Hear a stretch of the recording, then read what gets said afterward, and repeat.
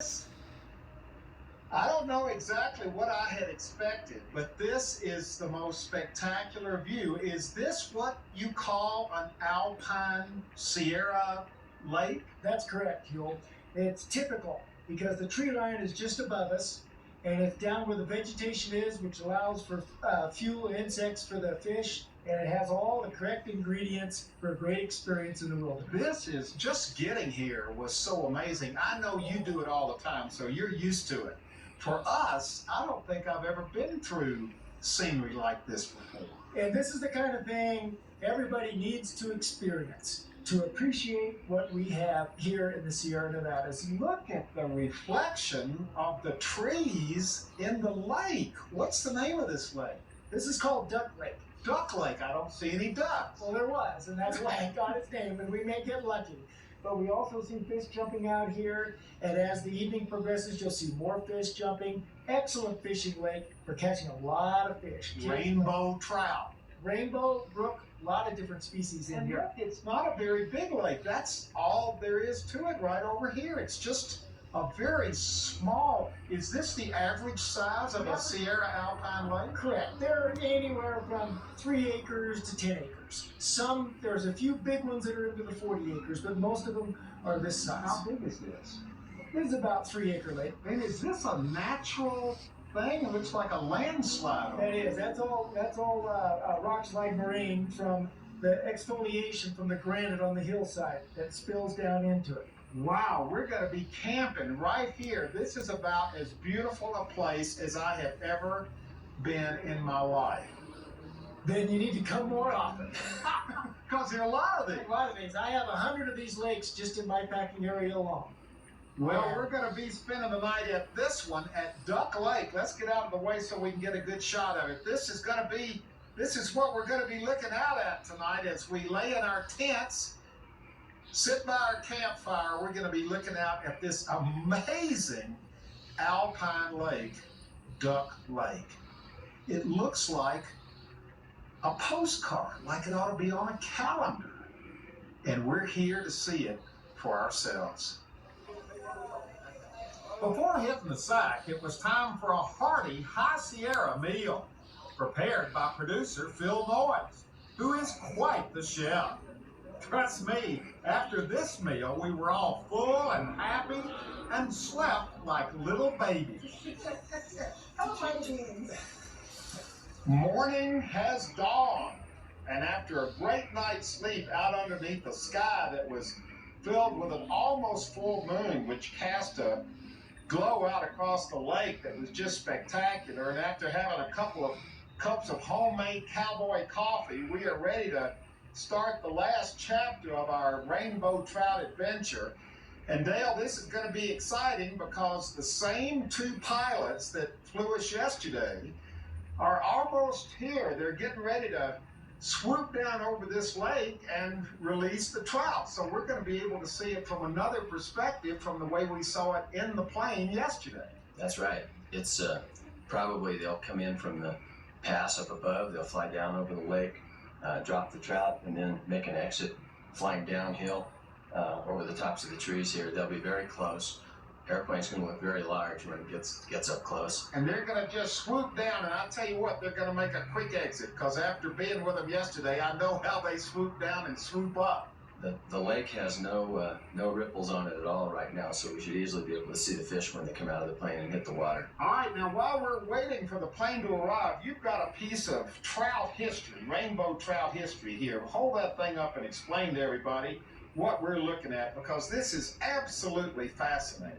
Well, what this looks like is a giant hip flask, and it's actually intended to be worn on the side of a horse. The straps fit over the forks of a pack saddle. And they used to, back at the turn of the century, up until about the 1950s, when we started to use the airplane, these were the means that were used for stocking trout through the High Sierra. They'd put about half a volume of water in there with the trout, and this screen on the top enabled the trout to stay in the can and water to be added or as needed, and it also enabled, as it sloshed on the horse, water would slosh out of the can get the burlap wet, which made an evaporative cooler that kept it cool along the trail. Okay, so here's the deal. We're in radio contact with the plane. The plane is, here it is, right here. Here comes the plane. Boy, he's coming in low again, too. Oh, my gosh. Yeah. Now he's getting ready to dive bomb us. Here he comes. Straight down now. Oh, my gosh. Here come the fish. Woo! Ha! Hey! Oh, my gosh.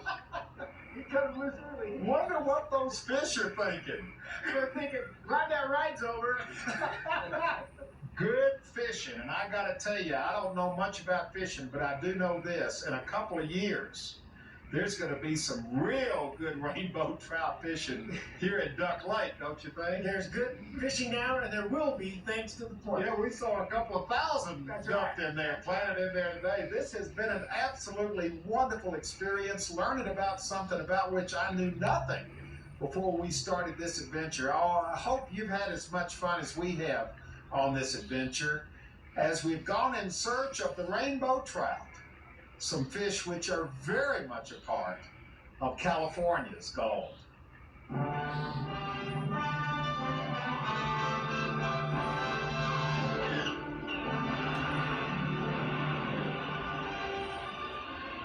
With the crew on board, the flight into the rugged mountains is underway.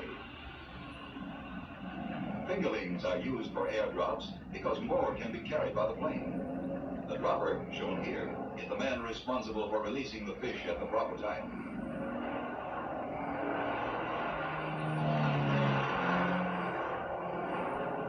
Takeoffs are made from airstrips at lower elevations to allow the plane to carry maximum loads. Just after takeoff, the pilot sets his course for the first drop point. The man at the hopper works fast to prepare the first hopper of fingerlings. Far below, the first lake is located, and the dropper prepares to unload his cargo. The plane drops rapidly toward the lake at a high speed, which will help later in the climb out.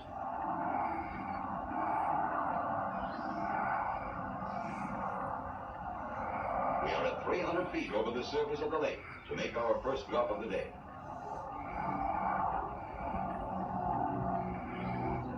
The hopper is open, and the spray containing the fingerlings falls toward the surface of the lake.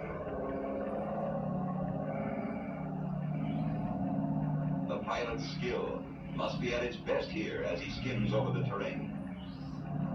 The engines strain mightily to lift the aircraft over the onrushing peak. Once again, the hopper is prepared with another load of fingerlings. The work has just begun, and this dangerous game of edge hopping over the peaks and dropping back into the valleys continues until the entire load has been deposited.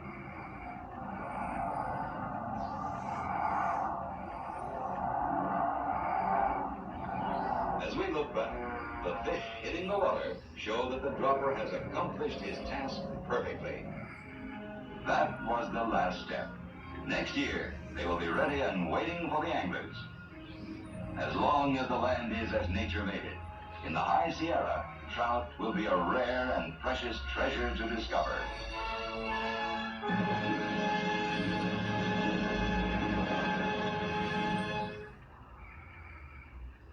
This program was made possible by Chapman University, home of the California's Gold exhibit and the Huell Hauser Archive.